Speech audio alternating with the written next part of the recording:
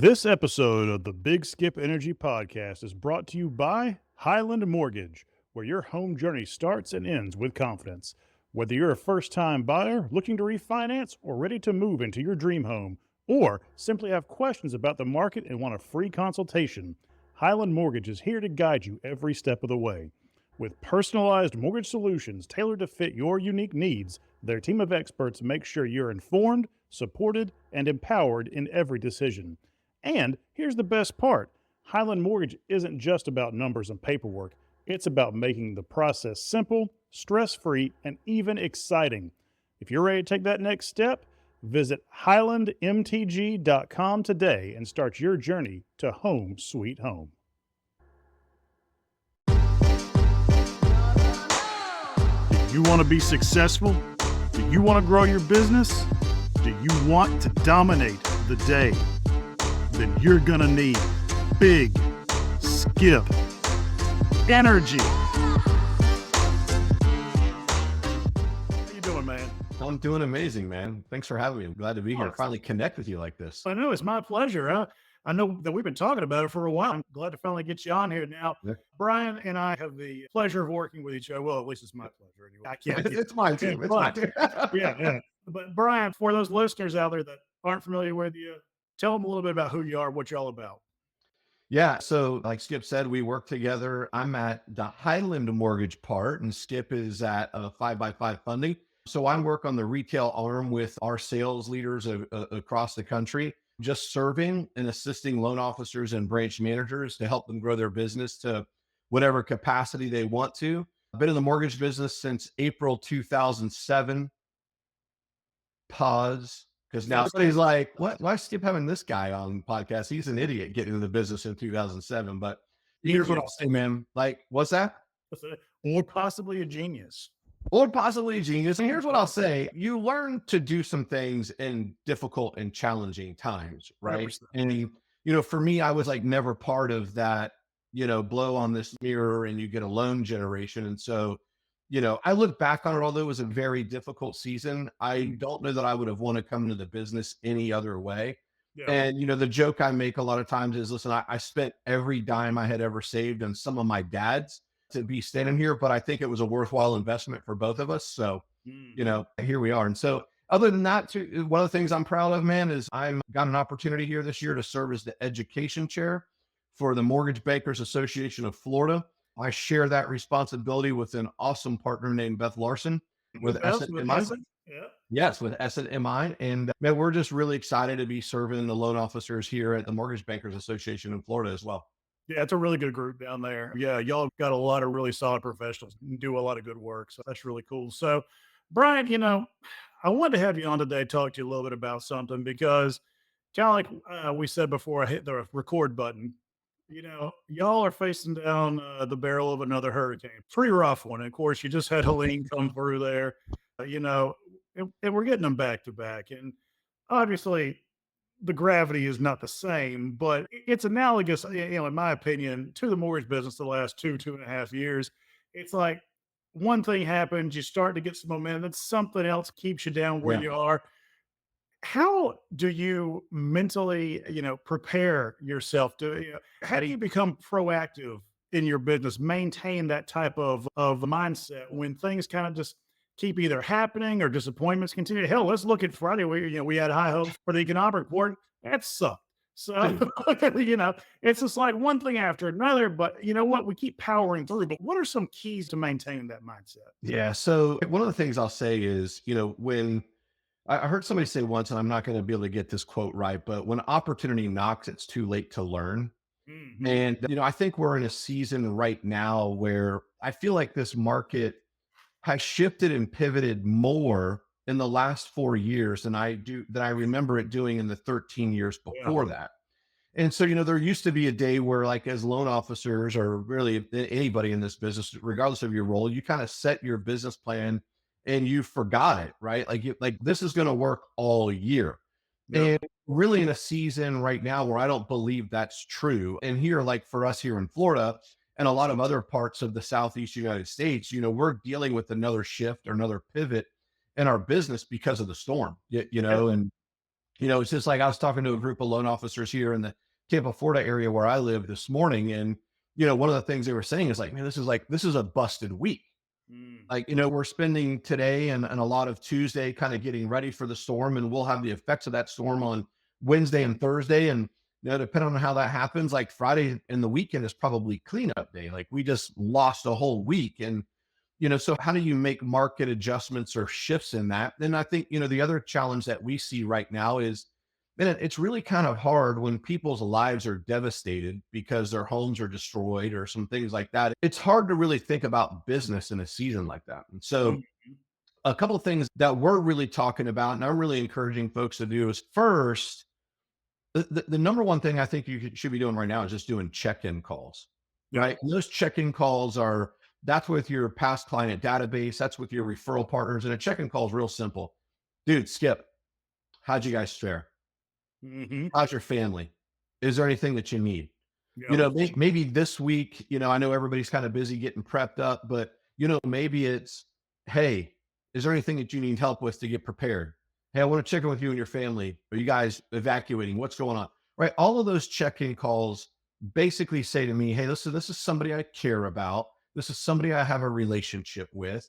And I've always just been a teacher that, listen, if you want to earn business from people, you have to find ways to add value to them. And in the unique market that we're in right now, I think that's really the best thing that we can do Yeah. is just to be somebody who cares about other people and is trying to find out how you can help and serve them, even if it has nothing to do with mortgages or real estate. Yeah. Yeah. Yeah. Well, that's the human connection, right? Yeah. If you're in this business for the right reasons, you've decided that you're going to actually help people, not just handle the transaction. So that Yes. goes hand in hand with it. Now, I will say for any LOs out there that heard what Brian said, I love the check-in concept. But if you call anybody and say, I'm just checking in, I'll kill you. Okay. Uh, you got to have something else. Never just say, I say, I'm just checking in. But no, that's a great point, though. There are always things that you can do. I think, the other thing, Skip, I'll just kind of share with you. I think the next thing is like talking about shifts and pivots, right? Mhm. What are some, like you just said, hey, what are some things that we can talk about that don't really have a whole lot of what's going on in the market right now? And, Mhm. I think everybody in our business, in sales, their operations too, but in the mortgage business, we're all hoping for this catalyst that's going to change the market. And we believe that catalyst is interest rates. And like you just alluded to, like, hey, we got a report we were kind of expecting on Friday, and the market didn't necessarily react in the way that we wanted it to, Yeah. right? We saw a 50 basis point cut just a couple of weeks ago by the Fed, and rates went up. Like, those two things don't really make a whole lot of sense based on what we've normally Par seen, for the course these days. you know? And then the other thing is, we kind of heard from the Fed minutes say that there's going to be another 50 basis point cut likely by the end of the year. My feeling is that will feather in, right? The market will price that in over the next couple of weeks and months. So here's the thing is you're not going to see that big 180 or that big shift in the rate market, Correct. but it does give you something to talk about right now, right? So, my feeling, especially like, here in Florida or the Southeast, any of those places that have been affected by the last two hurricanes, you know, a lot of people still live in their homes and a refinance still might be an opportunity for them. Mhm. Here's the thing. What you really need to do is just make some check-in calls and see where they're at. Because although right now might not be the right time for them, with the right conversation, you're going to learn when will be the right time for them. You make some notes, right? And when they reach that strike rate, so to speak, you're ready to go for them. But I think the mistake you were talking about being prepared, right? Being proactive instead of reactive. You've got to start setting up that pipeline now because let's say that the market did have that big shift that everybody hopes it was going to have, and interest rates plummet, right? They go down quickly. You're not going to be able to get to your database fast enough. You're not, right? So you've got to already have the database teed up, And I think the other thing in our business is, man, I think servicers are standing by waiting to eat our lunch, right? And so as an LO, if you're not staying in front of your database, it's your customer. Mhm. Don't let somebody else who they're making their mortgage payment to get to them first. You're the one that has the relationship. Go ahead and get them teed up so Mhm. that you know when they're ready to rock and roll. I really like that point because, servicers are doing what frankly, they should do, right? Yeah. But yeah, if you're behind the eight ball, you can't do it. You're going to be putting yourself in a position where, you know, the first person to get to them is going to be talking about price, right? There's Mhm. going to be throwing out a low number at them and the path of least resistance. I'll take that. And then you call them. Well, I've already got this, this from my current servicer. Hey, Yep. yeah. It's too late then. It's too Yes. late. You may be able to finagle a few to save your ass, but it's going to be an uphill battle. And there's just no reason to do that when you can take definitive steps ahead of time to put yourself in a position to win. So I love that you said that. And this kind of goes hand in hand with being proactive. The other thing I want to talk to you about today, because we are in that season, having entered Q4, is planning and preparation for 2025, right? Mhm. Now, I know you're having a lot of calls with your team. You do a fair amount of coaching as well. I'm sure you're having those conversations. But, like you alluded to at the beginning of this conversation, you can't have the crock pot approach, the set it and forget it to your business, right? You got to have the saute approach. You got to be constantly moving that pan. I love Uh, that. yeah, and so, knowing that, what are some things that you are really trying to drive home to your team to say, "Hey, look, this is planning season. These are what you need to be focusing on for next year." Yeah. So listen, man, I appreciate that ask. This is one of my favorite seasons of the year and probably one of my favorite things to talk about. I love business planning. And the reality is, man, I've coached hundreds of LOs over the years. The number of loan officers and branch managers in this business that I meet that have never done a written business plan would floor you. Actually, it probably wouldn't you because you do a lot of coaching too. But that absolutely mind boggles me. And here's what I want. If you're a loan officer and you're listening, here's what I want you to hear. We just talked about there's probably not going to be a significant shift in the business, right? I'm of the belief that the market that we're in right now is probably a new normal for an extended period of time. Yep. So hear me say this. If you're not happy with your business right now, no one is coming to save you. Only you can save yourself, right? You have got to change something about the way that you're doing business. You can be a victim or you can be a victor. And we want to help you. And I know Skip is in this with me. We want to help you be a victor. Here's what I want you to think about. If we look back at 2017, 18, and 19, most loan officers who've been in this business for any period of time would tell you they were probably really happy with the income that they made during that season, right? 2020, 2021 rolled around. You made more money than you probably ever made in this business doing less work. And it was easier than it's ever been. And that made us a little bit lazy, right? Yes. It Yes, also put us in a position where I believe we forgot what got us here in the first place. By nature, most of us are very entrepreneurial in this business, right? And the good news is the longer you're in the business, you also build a pretty good database of referral partners and clients that are constantly feeding you referral business. Like I know very few LOs that wake up every morning going, hey, I've got to dial for dollars and get a loan today. Like I've only got 2 loans in my pipeline. I need to close 5, right? Most of them are working on having a referral based business that's always feeding them. But here's the thing. If you made great money in 17, 18, and 19, and you want to make that same income today, you're probably going to have to completely change something about the way that you're doing business right now, right? Oh, You're 100%. going to have to work harder. You're going to have to work smarter and you're going to have to be out in front. And so typically the way I look at business planning is there's 2 aspects of it. One is I need to determine what I want to do, right? You've got a number. It's either a volume number, a unit number, maybe it's an income number. Yeah. And I think the majority of people Destination. probably stop there, right? The second side of that coin is how are you going to do it? That's the challenging part, Yeah, right? it is. That's the hardest part. Yeah, Well, that's the it's the hardest challenging part part. doing it. The second hardest part is Yes. when Yeah. you do it. And that's the thing too, is, one of the things I really try to help people understand is like, I always say, like, for everything that we measure, there are behaviors and disciplines that drive those metrics. So let me give you an example of that.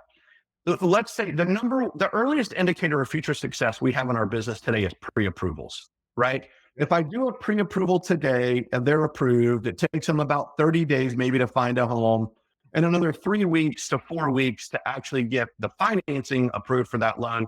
So if you're an LO, you do a pre-approval today, you don't get paid for 2.5 months, maybe 3 months, based on how your commissions are paid where you're at, right? So with that in mind, if there's a certain number of pre-approvals that I need to do every week to hit my goal, and you're not hitting that number every week, then you don't have the right behaviors and disciplines in your business, right? So going back to that statement, if you're not doing enough pre-approvals to get you the number of loans that you need to close, then we need to go back and look at what are the behaviors and disciplines that drive that business. Right. Right. Yeah. I'm sorry to interrupt you, Brian. I was going to say, a good friend of mine, and you may be familiar with this guy too, Doug Smith. He just recently retired, past couple of years. He's a longtime mortgage trainer based out of North Carolina. And he has a concept that it's basically the money chain, right? And at one end, you've got where you want to be. On the other end, you've got where you start. And in this case, it's activities. Yes. Activities, then the pre-approvals, and then there's several other steps to equal your actual volume. And I use a variation of that. And in a lot of my trainings, that goes exactly where you just mentioned there. You got to focus on the reverse engineered elemental pieces of it, right? I love that. I love that. So, what would you recommend? If you're not, I don't care if you're a high producer or just starting out, because oftentimes the activities, let's be honest, what we do is not rocket science. A lot of times it's, what are typically some of the most effective in this market ways to generate pre approvals? So I think, listen, there's a lot of pillars to our business, but I think that the one that most people get the majority of their business from is from real estate agents. Okay. So I'm a big believer in, like, I track everything about my business. I track, how many calls I make, how many one-on-one meetings I do.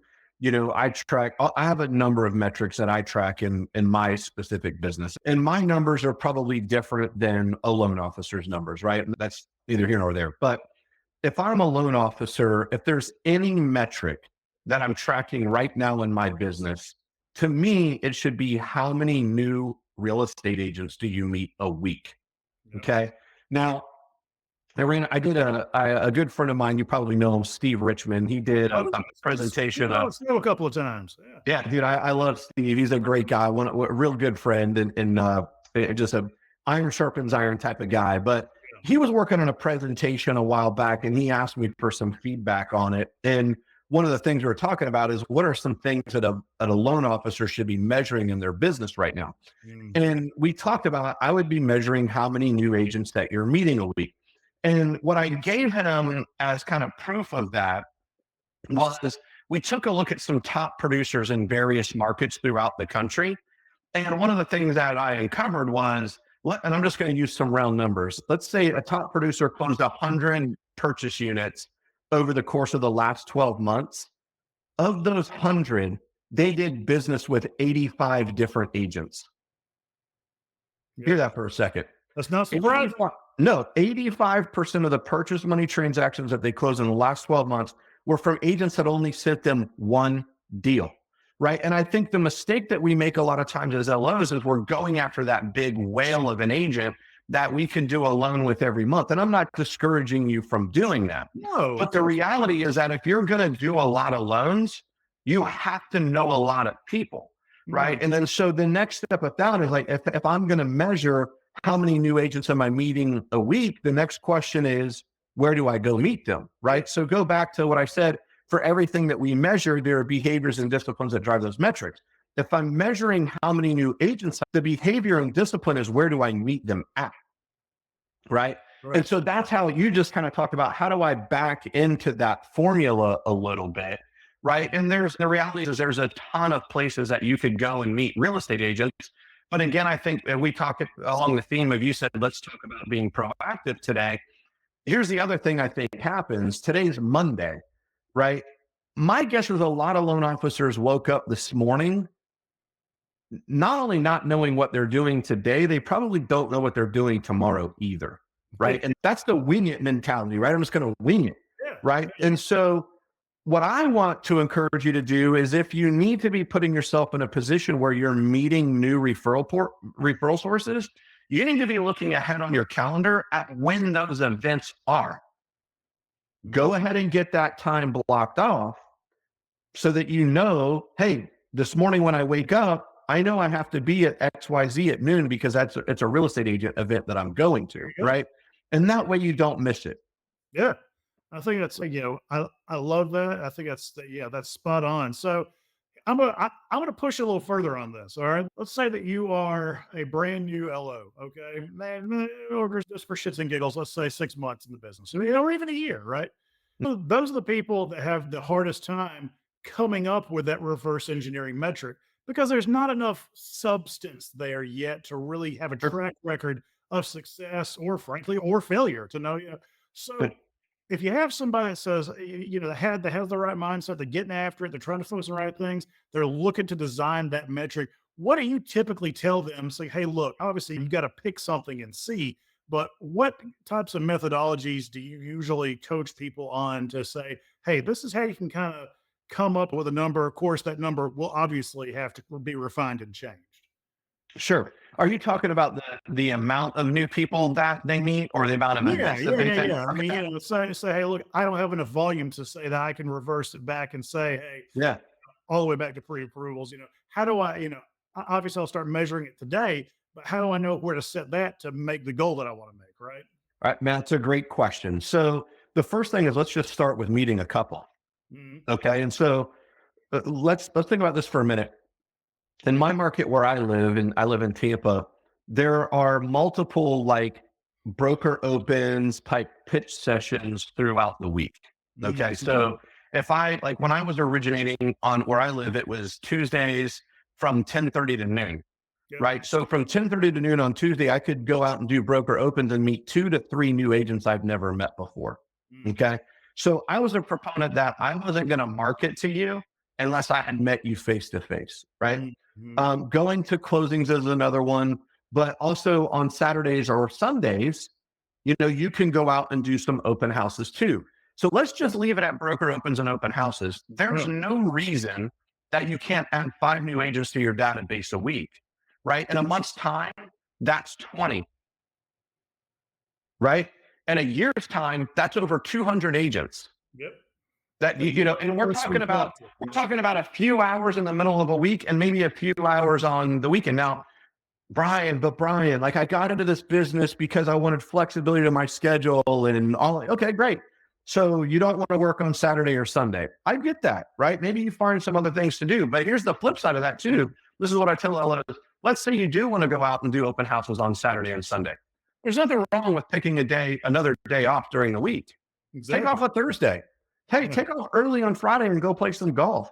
Choose Yeah. whatever day you want, right? This is about having a life by design, but you can only Yeah, have a work where life. your referral partners work, I Yes, mean, yeah, you just that's not a recipe for success. You're automatically limiting yourself, yep, to what your potential can be because you're not willing to not it's not even the number of hours, it's just when. Like, that's when realtors work. The weekends yeah. mostly, right? You That's said when you they're gotta there, work. right? That's when they're there, right? So to answer the second part of that question, so I just gave you 2 places where you could go and meet Yeah. some agents. Well, let's say you set that number at 5. I want to meet 5 a week, and 90 days, 120 days rolls around, and you're still not getting the referrals that you want, the Mhm. pre-approvals that you want to drive the business that you want. Remember, we talked about for everything that we measure, behaviors, metrics drive those numbers, right? So if your goal was 5, but you're not getting enough referrals, maybe now we need to make that goal 8, Mhm. right? So if you're tracking, now, by the way, you don't know any of this if you're not tracking your business, Correct. Yeah, that's key. right? So if you're tracking every week and hey, I'm consistent, I got my 5, I got my 5, I got my 5, I got my 5, but you're not getting the traction in your business that you want, maybe we need to make that number 8. Go get your 8, go get your 8, go get your 8, go get your 8, right? Whatever that is. Yeah, the theme, and what I'm hearing is don't be scared to adjust, You've got to. Yeah, you have to. I don't care if you've been doing it for 20 years. You can't be scared to adjust. It's not what got you success 5 years ago is not necessarily what's going to do it today, right? Um, 100%. Yep. yeah, I know that we're running a little bit short on time here, Brian, but I want to ask you something just kind of popped in my head. What would you say, the historic thinking or, the conventional wisdom is that, hey, if I have 3 or 4 or 5 key real estate referral partners, I don't have to worry about anything else. And something you just pointed out to me there is actually really interesting because I was doing coaching with somebody who competed against one of the top VA originators in the country. They're actually in Florida, and they pulled up their numbers as and say, like the laundry list. It was just, it was like a CVS receipt of different realtors that they did business with. I was like, see, she didn't just focus on 2 or 3 or 4. Yep. She does business to everyone so that she's captured that mind share so that they think of her. Yep. That's what you have to do. So I would contend that conventional wisdom has been flipped up on its head. Would you agree with that? Oh, absolutely. Yeah. Yeah, absolutely. I think that's one of the mistakes that we make is here's the reality. Things happen, right? Like maybe an agent retires. Like I remember my number one referring agent when I was originating, and this is a lesson learned, right? So I'm going to tell you how I failed and what I learned. Yeah. So I realized over a couple of months, like this was an agent I was probably closing a deal with a month, right? Which is a lot based on the statistic that I just gave you. Yeah, Okay. statistically speaking. So I realized like, man, I haven't closed a loan with this agent in a while. And I don't know why I waited so long, but I waited a couple of months. I give her a call one day. And what I learned is that she actually hasn't been doing real estate because she had a medical Mm, emergency. Right now, here's the thing: shame on me. This is my top referral partner. Months have gone by. She's had a major life event and hasn't heard from me at all. I'm mm, lucky I still had her business when it was all said and done, right? yeah, And hopefully one of the things that you learn from that is you have to put a hedge of protection around your business as well, right? We have a tendency to be like, that's my agent, that's my referral partner. Well, let me tell you what, there's $100 LOs coming after your agent, right? yeah, So if you don't have a hedge of protection around them, they're not going to be your agent very long. But there are things that are going to happen that if you put all of your eggs in one basket, it could be something completely has nothing to do with you. yeah, And all of a sudden that no longer becomes a referral partner, right? I think, two things I think happen in our business. One, and this is what I want to encourage you to get out there and make things happen, right? Is don't be the best kept secret of the mortgage business. yeah. If you're not out in the field, people don't know who you are. But here's the worst one. Don't let people forget who you are. Mhm. And I think that's a mistake that a lot of us made coming post COVID. And it's crazy we're talking post COVID, it was 4 years ago, Yeah, right? But we got accustomed to not being out in the field, to not being out in the market. And what happened was our best referral partners forgot who we were. That's mm, worse than them not knowing who we are. there you go. Yeah, 100%, 100%. You've got to be visible.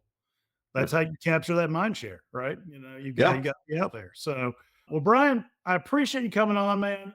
Yeah, it's been a lot of fun. I got a feeling that we're going to be doing this again. So, yeah. So, if you would do me a favor, tell everybody where they can learn more about you, get in touch with you, and so on.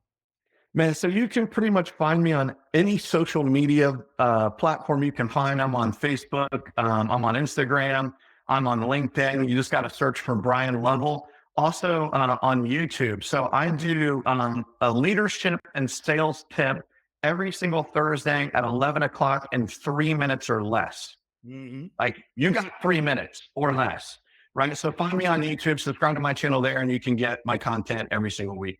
Awesome. Well, Brian, thank you again for coming on. I enjoyed it, and we'll talk to you soon. All right. Thanks, Skip. This episode of the Big Skip Energy Podcast is brought to you by Highland Mortgage, where your home journey starts and ends with confidence. Whether you're a first time buyer looking to refinance or ready to move into your dream home, or simply have questions about the market and want a free consultation, Highland Mortgage is here to guide you every step of the way. With personalized mortgage solutions tailored to fit your unique needs, their team of experts make sure you're informed, supported, and empowered in every decision. And here's the best part: Highland Mortgage isn't just about numbers and paperwork, it's about making the process simple, stress free, and even exciting. If you're ready to take that next step, visit highlandmtg.com today and start your journey to home sweet home.